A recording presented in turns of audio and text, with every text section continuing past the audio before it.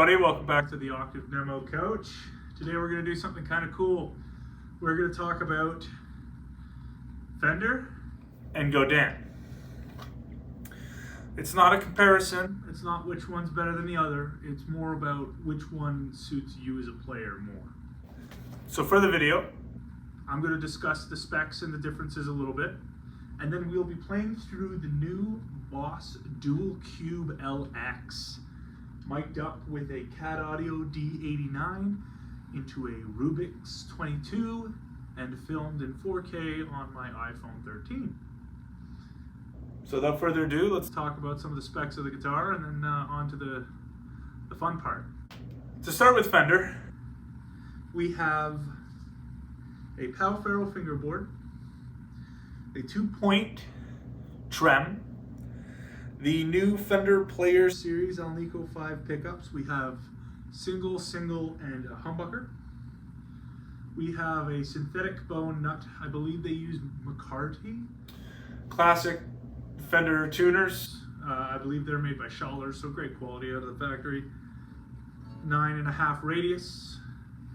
Modern C shape with a satin finish on the back of the neck. Very smooth, very nice. Sadly, no coil split on the humbucker, but the humbucker itself does have some really nice tones. 5-way switch. Your classic 1 volume, 2 tones. Great guitar. They go for about $11.69 new, I think. All around solid. It's a Stratocaster, it's a Fender. You know what it's going to do, you know the sound it's going to make. Is it for you? Now on to the Godin. The Godin does differ a little bit. I believe this model has a Indian Laurel fingerboard, and they use a Graphtec Tusk nut, which is a synthetic ivory. We have 2 string trees, which are actually roller trees, so your bends are as smooth as can be.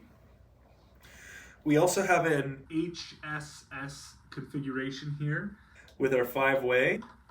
The difference being, we can split the coils on this humbucker.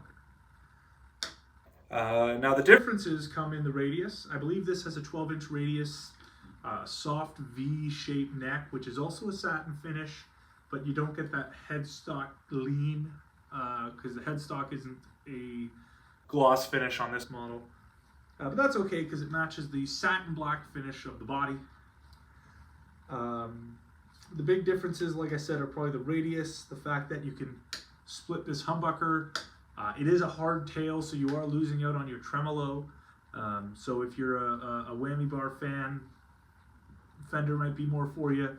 But if you want the split coil and you don't care about having a hard tail bridge, definitely look at the Godin. I didn't mention this on the Fender, but where it has its traditional square heel, we get a bit of an extra access on the sculpted heel on this Godin.